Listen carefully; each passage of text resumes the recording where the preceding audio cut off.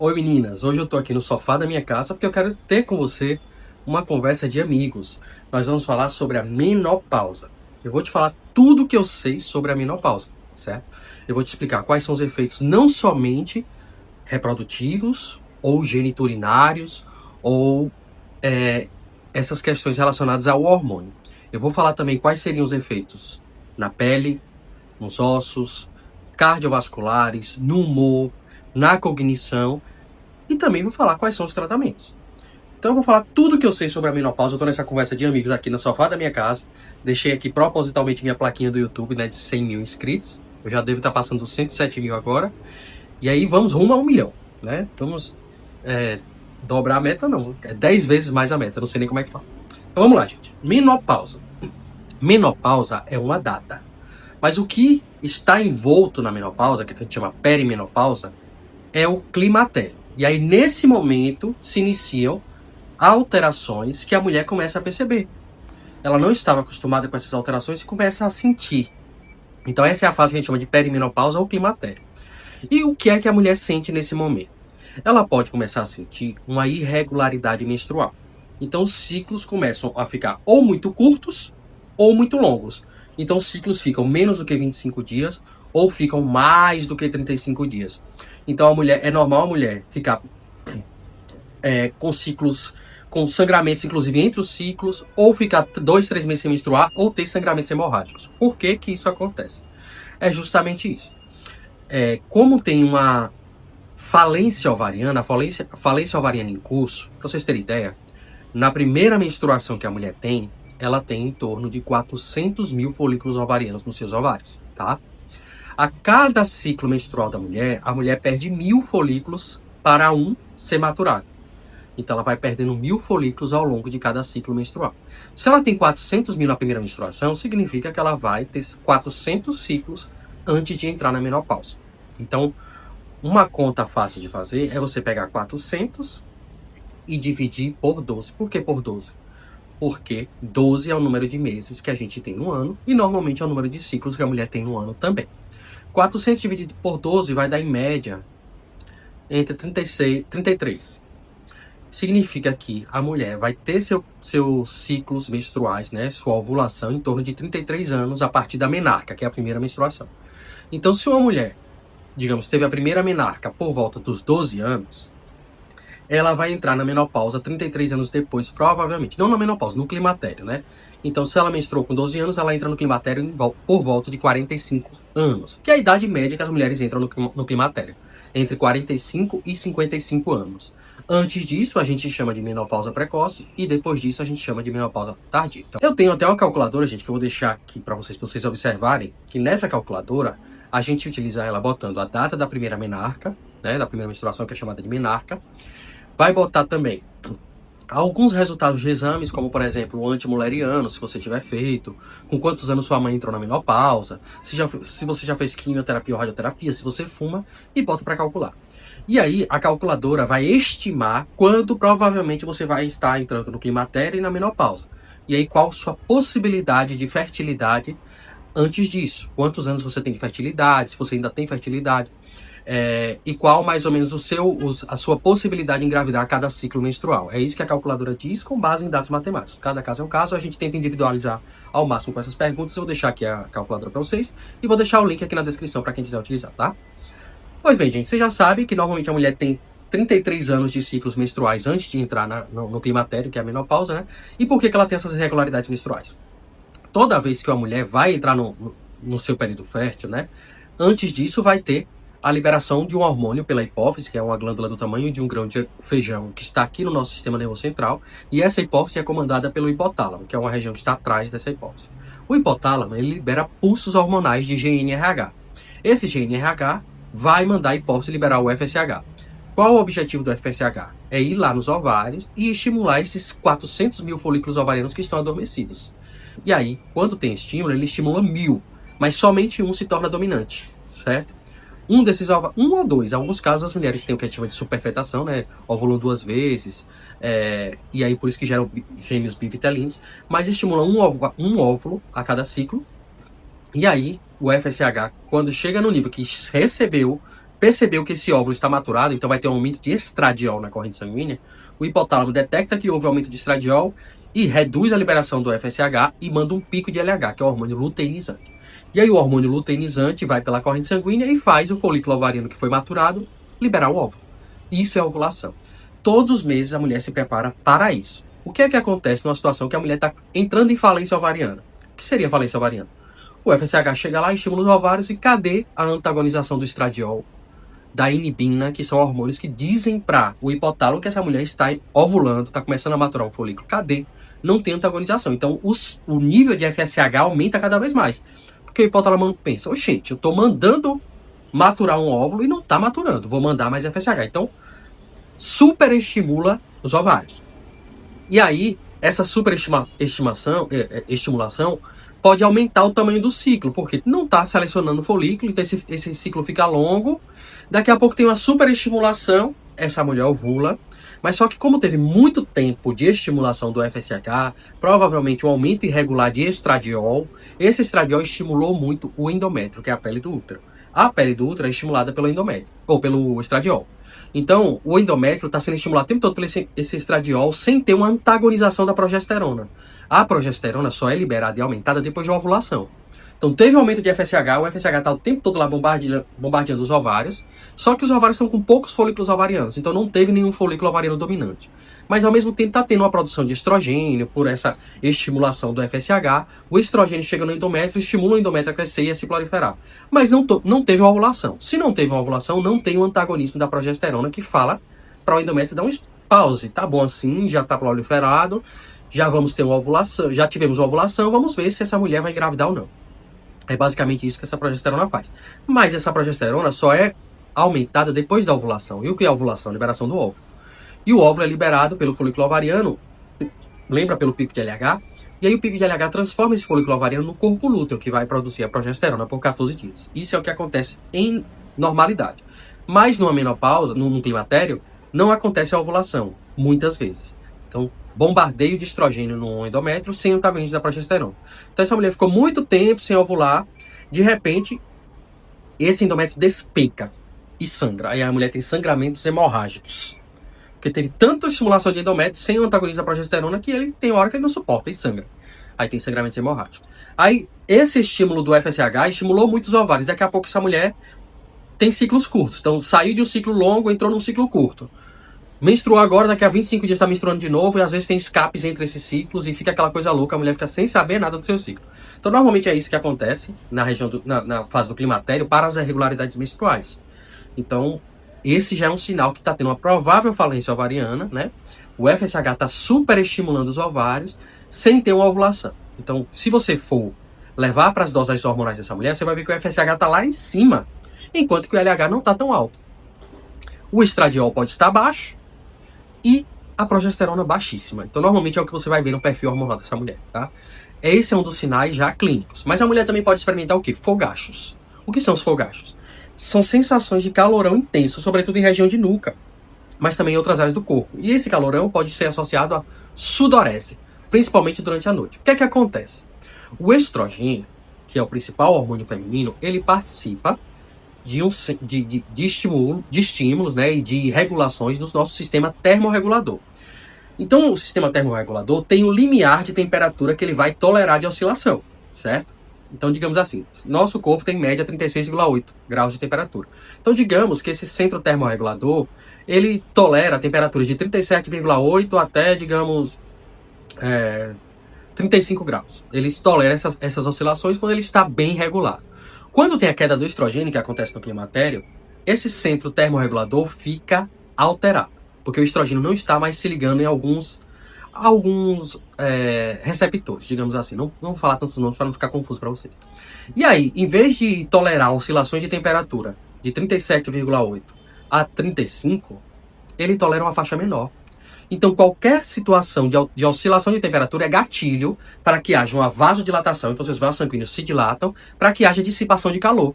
Então, é por isso que muitas pessoas tolerariam uma oscilação maior de temperatura e as mulheres no climatério toleram menos. Então, elas têm esses fogachos. E como durante a noite, durante o sono, tem muita oscilação na temperatura corporal, pode haver desencadeamento de sudorese noturna e de fogachos noturnos. Tudo isso provocado por essa alteração no centro termorregulador. Esse é um outro sintoma clínico que essa mulher está entrando no climatério. Outros sintomas: oscilações de humor, então a labilidade de humor muito rápido. Pode ter uma euforia, pode ter uma irritabilidade, pode ter uma tristeza. Então, essas oscilações de humor, associadas a uma dificuldade cognitiva. Então, a mulher tem gaps cognitivos ou vazios na cabeça que esquecem com facilidade as coisas. Isso não é nenhuma demência. Isso é uma adaptação do sistema nervoso à nova situação que a mulher vai estar, com baixa de estrogênio. Então, o estrogênio também estimula neurotransmissores, como serotonina, dopamina, certo? E também beta-endorfinas. Quando há uma queda do estrogênio, esses neurotransmissores ficam desadaptados a essa nova fase sem estrogênio. Então, você pode ter uma queda de dopamina. A dopamina participa do prazer, do bem-estar, da recompensa, da libido. Então, a queda de dopamina pode trazer essas questões, né? A mulher fica mais fatigada, a mulher fica mais cansada, sem vontade de namorar. E também participa da cognição, porque a dopamina agindo, que aqui a gente chama no córtex pré-frontal, é responsável pelo foco, pela atenção. Então, quando tem essas oscilações de dopamina, pode ter essa alteração cognitiva na mulher. A serotonina é o hormônio do prazer, do bem-estar, da felicidade. E também associado com a melatonina do sono. Então é por isso que a mulher pode ficar com sonos fragmentados, acorda muito à noite, humor deprimido, fica mais chorosa por conta dessa alteração. E as beta-endorfinas também, que são responsáveis por prazer, por bem-estar, por felicidade, inclusive por amenizar dor. Então as beta-endorfinas reduzem dor nas mulheres. Então tudo isso fica desregulado, pode dar mais facilidade até para dor. Isso acontece num ponto de vista de hormônios que justificaria essas questões cognitivas da mulher. O estrogênio participa também da síntese de colágeno, da espessura e da hidratação da pele. Então a mulher que está entrando no climatério, o que é que ela pode ter? A pele fica mais desidratada e mais fina. Isso pode favorecer a diminuição da espessura da pele e favorecimento de rugas, né? Você também reduz a tonicidade das camadas da pele e a hidratação por conta justamente dessa redução do estímulo do estrogênio. Então a mulher pode ter uma acentuação de rugas, uma desidratação de pele e uma pele mais fina por conta da baixa do estrogênio. Com relação aos ossos, o que é que pode acontecer? O estrogênio estimula os osteoblastos e inibe os osteoclastos. Os osteoblastos, com B, estimulam o osso a ser formado, construído. E os osteoclastos, com C, estimulam o osso a ser reabsorvido. É um mecanismo, é uma orquestra que acontece e é necessária em muitos momentos da vida. Então, a posição óssea, a reabsorção óssea e remodelação óssea, que são pelos osteócitos, tá? Então, o que é que acontece? Com a baixa do estrogênio, você tem o aumento da liberação para a ação dos osteoclastos, então tem maior reabsorção óssea e menos construção óssea. Então, você tem menos ação de osteoblastos. Então, se você for fazer dosagens laboratoriais, você pode observar alterações no paratormônio, na fosfatase alcalina, no cálcio e no fósforo, que são mecanismos que estão envolvidos no processo de reabsorção óssea, certo? O estrogênio também participa da captação de cálcio pelo intestino, junto com a vitamina D. A vitamina D é um pré-hormônio nosso que é convertido pela radiação solar, pelos raios ultravioleta que se incidem na nossa pele. Quando a mulher tem oscilações na pele, ela tem uma pele mais fina, uma alteração na derme, uma desidratação da pele, a produção de vitamina D também fica mais deficiente nessas mulheres. Então você pode ter uma baixa de vitamina D associada a uma redução da reabsorção de cálcio pelo intestino. E aí tudo isso faz o quê? A mulher tem menos cálcio. E o que é que acontece? Menos cálcio associado a uma maior atividade de osteoclastos faz com que o seu corpo queira tirar cálcio dos ossos para jogar para o seu sangue, porque o cálcio é essencial para uma série de funções do nosso corpo. Então pode acontecer o quê? Aumento, né, de paratormônio, redução de vitamina D, pode ter aumento de cálcio sérico, mas também de fosfatase alcalina, né, e de fósforo. Então são marcadores que estão tendo reabsorção óssea. Você observa também isso nas mulheres, né? Sobre questões de metabolismo. A gente pode observar nessas mulheres que estão entrando no climatério que elas podem ter uma alteração no perfil lipídico. O perfil lipídico seria o quê? O colesterol. Então o colesterol ruim aumenta. Qual é o colesterol ruim? O LDL. Para você não esquecer, eu falo, logo Deus leva, porque é o colesterol ruim. Aí você fala, ai meu Deus, logo Deus leva. Não, é assim, é porque é o colesterol ruim, para vocês não esquecerem. Mas em inglês significa low density lipo, que é de gordura. Então é gordura de baixa densidade. Essa é a gordura ruim. Essa gordura, quando ela é oxidada, junto com a inflamação, ela entope artérias. Então aumenta o risco cardiovascular de infarto, AVC, trombose, por conta desse aumento de LDL. Já o HDL, que é o colesterol bom, que é o hoje Deus livra, para vocês não esquecerem, mas é High Density Lipo, que é de gordura de alta densidade. Esse baixa, e esse é o colesterol bom, então tem uma baixa na menopausa. Então aumenta o LDL, baixa o HDL, isso é ruim. pode ter também aumento de triglicerídeos. Quando a mulher está nessas labilidades emocionais, oscilações de humor, ela pode aumentar seu apetite por alimentos calóricos e gordurosos e açucarados. Isso faz com que os triglicerídeos aumentem também, associado a essa oscilação no perfil lipídico da mulher, tá? Então, triglicerídeos é quando você consome muita energia em pouco tempo. Aí o corpo vai ter que construir, né, transformar esse excesso de glicose em gordura e também em gordura junto com... O triglicerídeo é uma espécie de gordura com muito açúcar, digamos assim. Além disso, outra coisa que o climatério pode fazer na mulher é alterações geniturinárias. Então a mulher pode ter o quê? Mais ressecamento vaginal. Por que tem mais ressecamento vaginal? O estrogênio, ele estimula a captação de glicogênio para a mucosa vaginal. Glicogênio é como se fosse energia, glicose, açúcar para a mucosa vaginal. E aí, quando tem esse açúcar na mucosa vaginal, as células da mucosa vaginal, chamadas de lactobacilos, que são células benéficas da mucosa vaginal, convertem esse glicogênio em ácido lático. Isso deixa o pH vaginal mais ácido, e esses lactobacilos também produzem peróxido de hidrogênio, que é, digamos, água oxigenada. Isso tudo inibe o crescimento de fungos, como cândida, ou de outros micro-organismos maléficos à mucosa vaginal.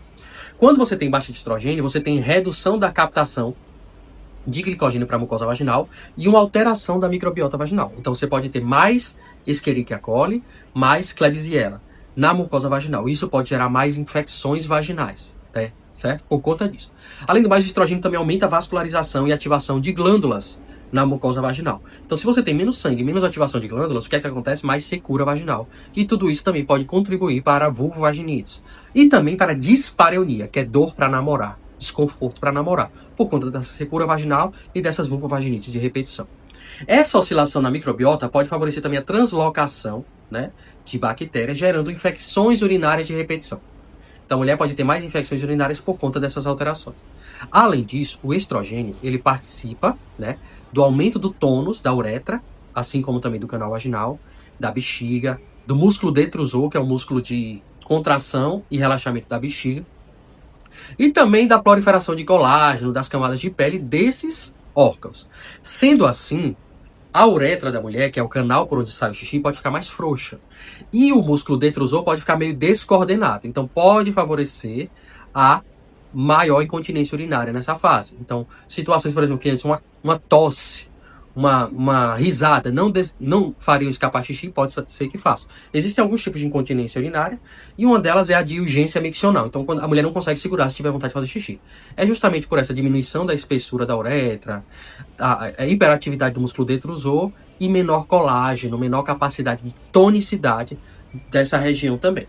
Aliado a um afrouxamento dos músculos pélvicos, que são os músculos de sustentação da bacia da mulher. Então pode ter uma queda de bexiga e também favorecimento de incontinência urinária. E isso são alterações provocadas pelo estradiol, né, pelo estrogênio, nesse trato que a gente chama geniturinário. Tudo isso pode favorecer essas vulvovaginites de repetição, desconforto para namorar e infecções urinárias com maior frequência, tá certo? Além dessas alterações geniturinárias e essa questão também de vulvovaginites, a gente pode ter queda na libido. A libido é provocada pela ação de neurotransmissores, como a dopamina, mas também de hormônios sexuais, como, por exemplo, androgênio e estrogênio. O androgênio também é produzido pelos ovários. O androgênio é testosterona. Também é produzido pelos ovários das mulheres. Então, no começo da maturação do folículo ovariano, tem um aumento de androgênio e depois esse androgênio é convertido em estradiol. E esses dois participam da libido feminina. Então, a mulher pode ter uma baixa de libido por baixa desses hormônios e também oscilações na dopamina, aliado a uma secura vaginal, uma menor lubrificação e dor para namorar. Tudo isso gera um desconforto na mulher por conta desses episódios. Outra coisa que acontece é uma alteração na composição corporal. Então, normalmente, a mulher tem um padrão que a gente chama de ginoide, né? Que seria o acúmulo de tecido gorduroso em coxas e quadris. Isso deixa o corpo com aspecto feminino. Quando há uma queda de estrogênio, quem regula isso é o estrogênio. Quando há essa queda de estrogênio, o corpo assume um formato androide, que seria acúmulo de gordura abdominal. Então seria em barriga e flancos. Isso modifica o formato do corpo da mulher por conta de lipólise periférica. Então a queda de estrogênio faz com que haja quebra de gordura periférica, né?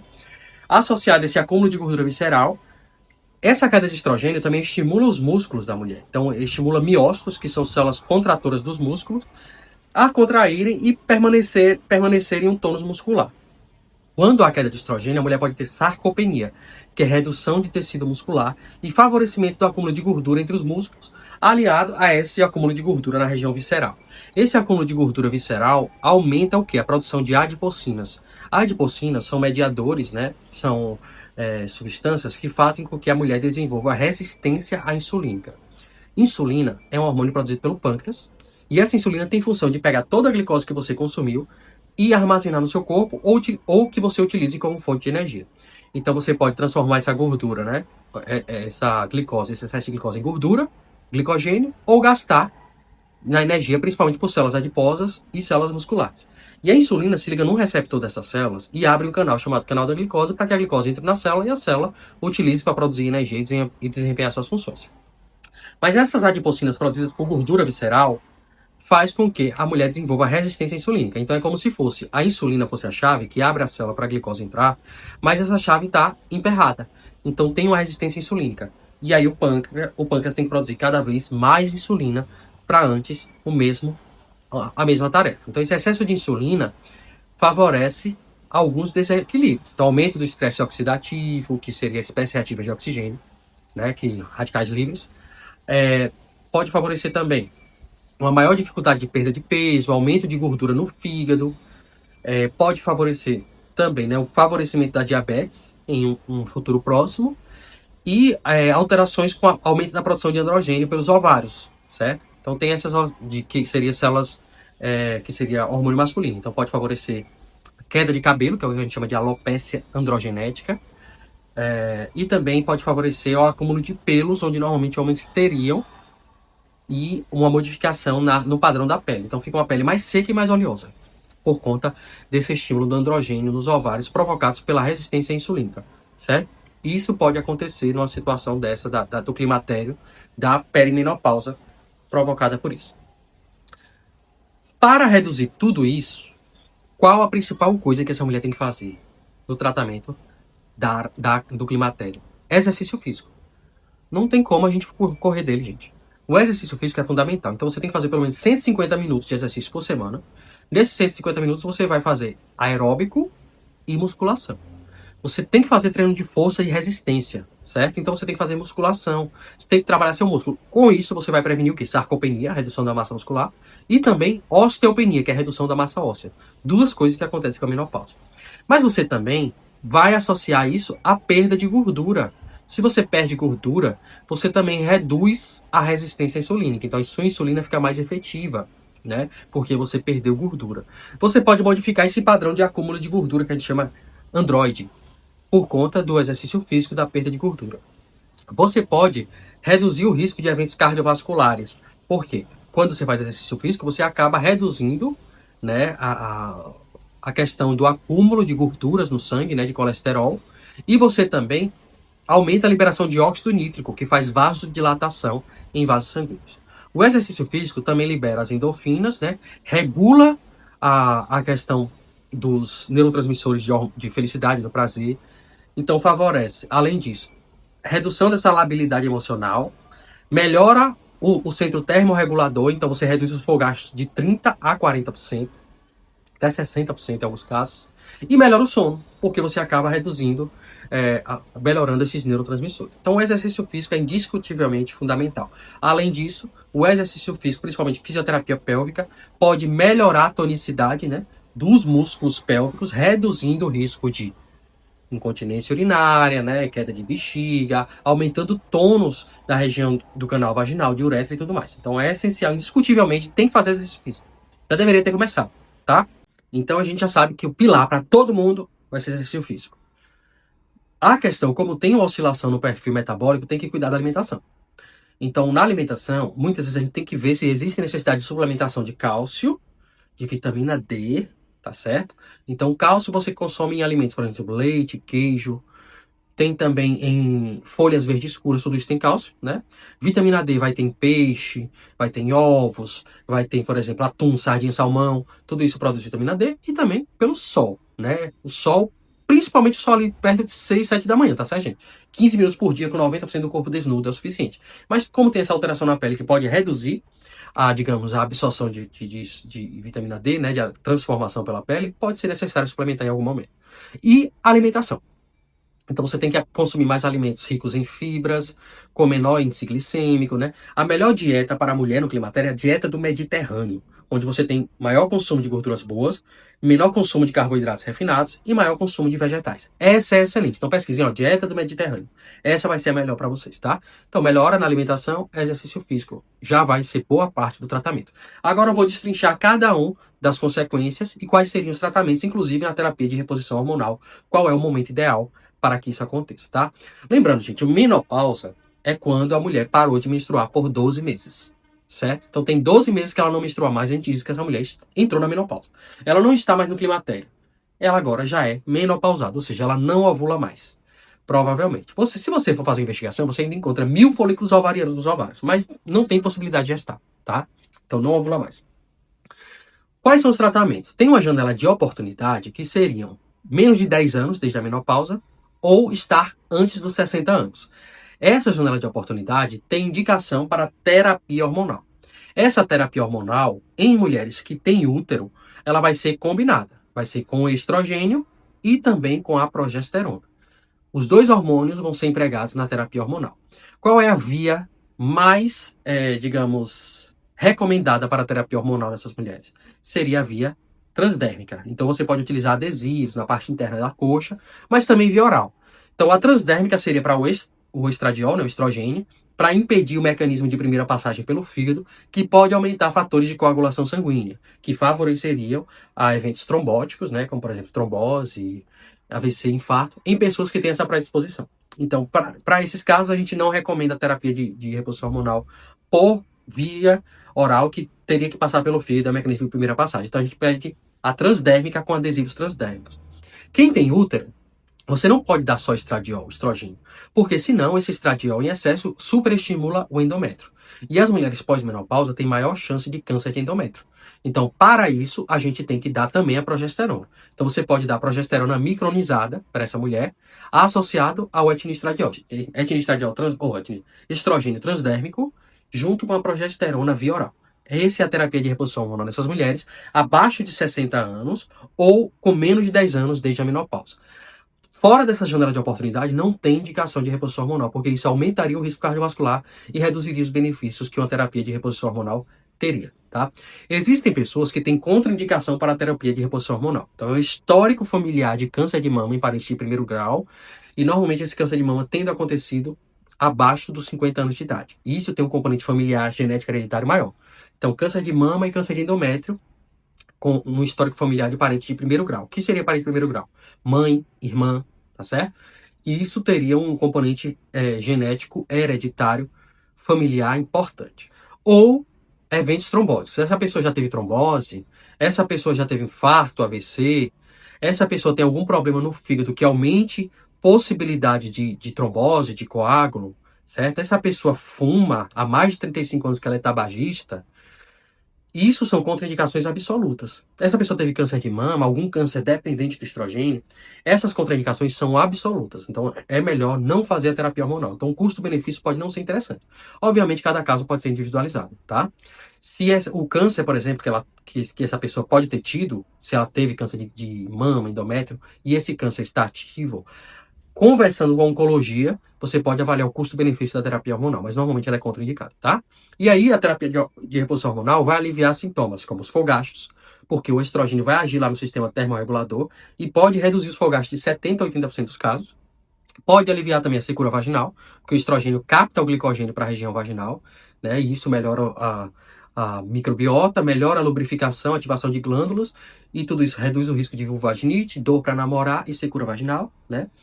Pode minimizar o risco de eventos cardiovasculares, justamente porque vai regular o metabolismo do LDL, né, do HDL, dos triglicerídeos, e também reduzir o risco de sarcopenia e osteopenia, porque isso pode fazer, quando a mulher entra na menopausa, ela pode perder de 1 a 3% da massa óssea a cada ano. Isso nos primeiros 5 anos. Então, é uma perda acentuada. Quando você faz a terapia, você minimiza esses riscos, né? A labilidade emocional, o sono, tudo isso pode ser reduzido, porque você não tem tantas oscilações com relação aos neurotransmissores. E basicamente seria isso. Então você pode também reduzir queda de cabelo, né? Afinamento de pele mais acentuado, a libido pode ser melhorada, tudo isso com a terapia de reposição hormonal. Nas mulheres que não têm mais útero, você não precisa utilizar progesterona, certo? Se ela não tem mais útero, ela não tem mais endométrio. Então nessas mulheres você pode utilizar o estrogênio de forma isolada, tá certo? Digamos que essa mulher não pode fazer terapia de reposição hormonal. Quais são as alternativas? Por exemplo, para os fogachos, para a labilidade emocional, para transtornos de humor e de sono, a gente pode utilizar antidepressivos.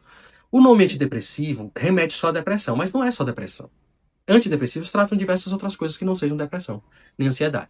Esse é um dos casos. Então, a desvenlafaxina pode reduzir até 65% os episódios de fogacho, associado a uma melhora do humor, associado a uma melhora do sono, nessas mulheres que estão tendo essas alterações. Então, a desvenlafaxina pode ser um dos medicamentos empregados, mas não somente ela. A venlafaxina, a paroxetina, são medicamentos que podem ser empregados nesse sentido também, tá? Existem, por exemplo, fitoterápicos como as isoflavonas, que ainda carecem de uma evidência científica mais forte, mas as isoflavonas de soja podem reduzir os sintomas, como, por exemplo, os fogachos nesse momento. Para, digamos, isoladamente, secura vaginal. Você está tratando os fogachos, a labilidade emocional, o sono e tal, mas ainda tem uma secura vaginal associada. Você pode utilizar o estrogênio local.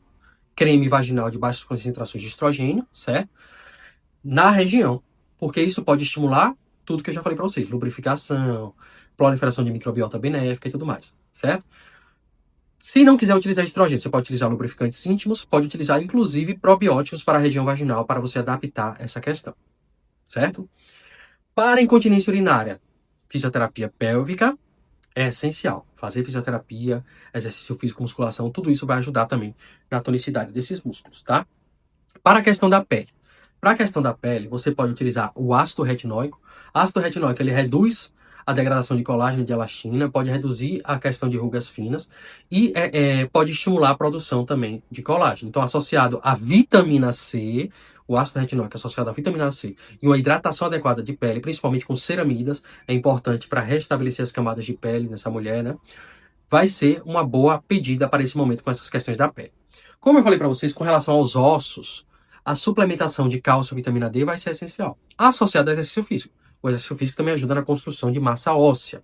Então, cálcio, vitamina D, exercício físico. Em alguns momentos, você pode avaliar a possibilidade de entrar com bisfosfonatos, que são medicamentos para aumentar a mineralização óssea, mas também outros medicamentos que tenham outras ações, por exemplo, na inibição dos osteoclastos, por exemplo, que são células de reabsorção óssea e podem ser empregados nesse sentido. Agora, sobre a questão do metabolismo energético, né, de aumento de LDL, redução de HDL, resistência insulínica, você pode avaliar o emprego de medicamentos como, por exemplo, a metformina, que melhora a resistência insulínica, mas também você pode utilizar ômega 3. O ômega 3, inclusive se tomado com a vitamina D, que a vitamina D é uma vitamina lipossolúvel, é interessante, porque o ômega 3 vai aumentar o HDL, vai reduzir o LDL e pode reduzir o perfil inflamatório corporal. Isso pode ajudar na melhora da resistência, da sensibilidade à insulina, junto com a metformina, e também de todo esse padrão digamos, oscilações do colesterol. E também você pode utilizar antioxidantes, como vitamina C e vitamina E, que vão impedir a oxidação desse colesterol e também vão ser benéficos para a pele. Aliado a isso, a mulher vai fazer exercício físico, vai fazer psicoterapia, que é terapia importantíssima, principalmente terapia cognitivo-comportamental, inclusive no tratamento dos fogachos, dos transtornos de humor, vai ser interessantíssimo, né? E se alimentar melhor, tá bom? Basicamente é isso que vai acontecer nessas mulheres no climatério e na menopausa. Para a libido, gente, o que é que pode ser feito, né? Existem medicamentos que tratam a libido feminina, né? Principalmente no estímulo à dopamina, no sistema nervoso central, que pode ser, por exemplo, bupropiona, que são antidepressivos, mas que podem ser empregados no tratamento de libido, certo? Mas também a terapia de reposição hormonal pode ajudar nesse tratamento de libido. Em mulheres que têm contraindicação do estrogênio, a gente pode empregar, por exemplo, a dehidroepiandrosterona, que é o DHEA. Pode ser utilizado no tratamento de secura vaginal, assim também como da libido feminina. Como vocês podem ver, gente, não é doença. É uma fase da mulher. E por que que chega essa fase? Seria uma fase em que o corpo gasta menos energia no sentido de fazer uma mulher engravidar, de fazer uma mulher reproduzir. Então ele direciona menos energia para a região geniturinária, certo? Reduz os hormônios. Isso pode ter efeitos fisiológicos, justamente também pelo envelhecimento, né? Mas seria mais uma adaptação, porque a partir de agora a mulher já tem os filhos criados, né? E aí ela pode ajudar, digamos, com a sua maturidade, com a sua inteligência, com a sua serenidade dessa estágio da sua vida, a organizar os seus descendentes. Seria mais uma teoria adaptativa a isso. É uma fase da vida, gente. Aceitem. Cada fase da sua vida tem partes boas e tem partes ruins. Se adapte, aceite, viva. É só mais uma fase. Os 50 hoje são os novos 30, né? E a gente tem cada vez mais uma expectativa de vida prolongada, tá? Eu estou pensando em desenvolver um curso voltado para mulheres que estão entrando no climatério na menopausa e também tem associação com baixa de libido. E assim que eu tiver mais informações, obviamente eu vou informar para vocês aqui, tá? Se gostou desse vídeo, gente, curte, se inscreve no meu canal para não perder mais nada a partir de hoje e até o próximo vídeo.